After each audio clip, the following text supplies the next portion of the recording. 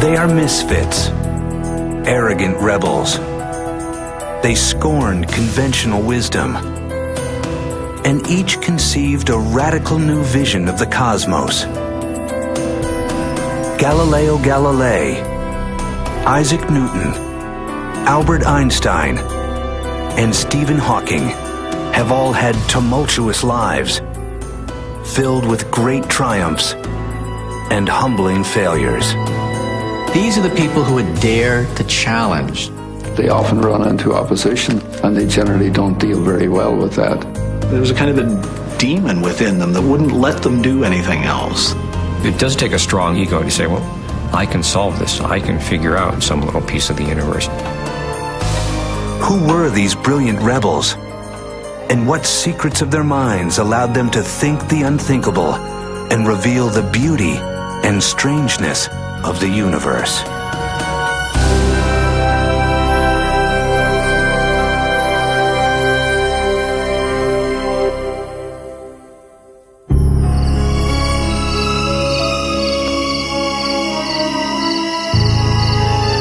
In 16th century Europe, life has a certainty that later generations can only envy. Everyone knows that the Earth is the center of the universe. But this reassuring vision is beginning to crack. And one of those who does the most to overturn it is a self-styled genius, Galileo Galilei.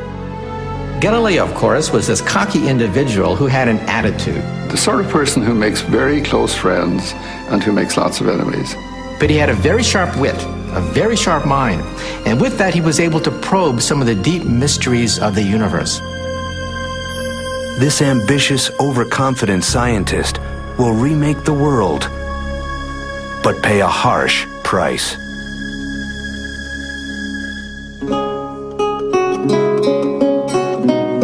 Galileo is born in 1564 in Pisa, Italy. His father, a lute player, is well known for rejecting convention to create a new form of musical harmony. Galileo inherits his father's rebelliousness. At age 25, he becomes a professor of mathematics at the University of Pisa. But he'll grow scornful of his colleagues, who are still teaching the scientific theories of the Greek philosopher Aristotle, almost 2,000 years after his death. We forget the fact that before Galileo, there really was no science as we know it. According to the Aristotelian philosophy, for example, objects moved and came to rest, not because of friction, but because they got tired. And objects fell to the ground, not because of gravity, but because they longed to be united with the earth. To Galileo, such explanations seem absurd. These grand personages who set out to discover the great truth and never quite find it give me a pain, he later writes. They can't find it because they're always looking in the wrong place.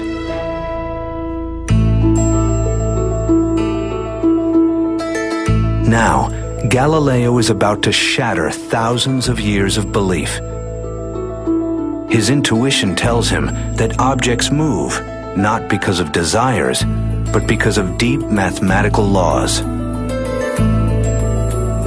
And his unthinkable step is to find them through experiments, something few people have done before. He begins by studying falling bodies. Physicist Stephen Hawking. Galileo pointed out that simple observations, like dropping weights from a height, show things do not work the way the ancient Greeks said. This must have been seen by many people, but they had put it down to imperfect observations. For the first time ever, Galileo begins to work out basic laws of motion, such as how speed is determined by time and acceleration. It was one of the geniuses of Galileo to slow down the acceleration of gravity. He got an inclined plane and had a ball roll down the plane, and then you could see with your own eyes the fact that an object speeded up as it went down. So he introduced the concept of acceleration. To us, that seems so obvious and logical. That was a major mathematical breakthrough to understand motion in those terms. For his role as the first experimenter, Albert Einstein will later call him the father of modern physics. Galileo has pioneered the path that Newton and Einstein will follow. The search for mathematical laws that lie behind all motion. But progress is slow. Only at the end of his life will they finally be published.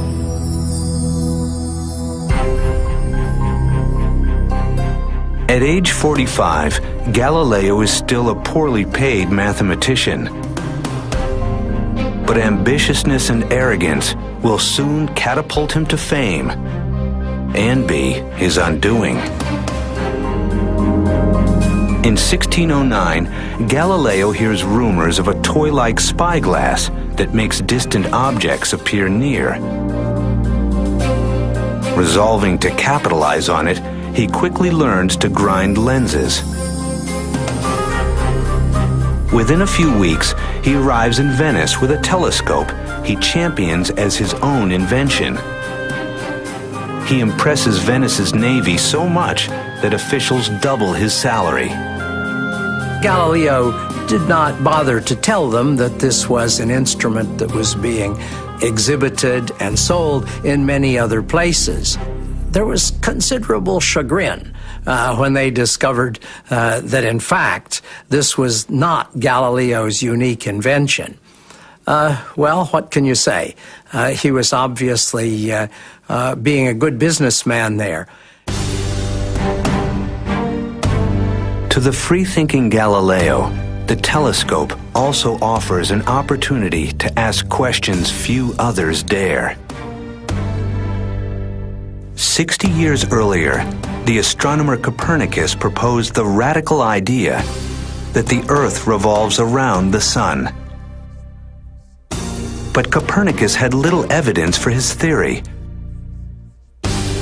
and it contradicts passages in the Bible.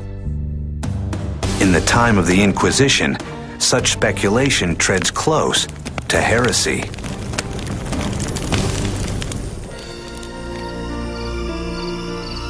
But Galileo is unfazed.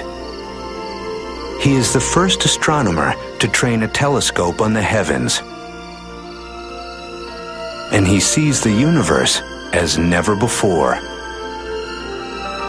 He was thrilled by the fact that this telescope is opening whole worlds. He draws pictures and diagrams, then he couldn't draw fast enough. Galileo works feverishly night after night, and he makes a startling find. He discovers 4 moons orbiting Jupiter. Galileo's evidence that not all objects orbit the Earth lends strong support to the theory that the Earth itself could revolve around the Sun.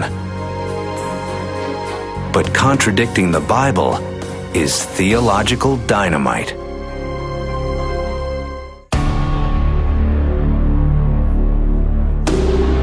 For those who cast doubt on his new theories, Galileo has no patience. He's seen the universe in a new way with his own eyes. How can I do this and not be merely wasting my time, he writes, when those peripatetics who must be convinced show themselves incapable of following even the simplest and easiest of arguments. Galileo used his cutting wit to cut people down, and that didn't necessarily win him a lot of friends. In 1615, at age 51, Galileo goes to Rome to argue his case. It may be his greatest mistake.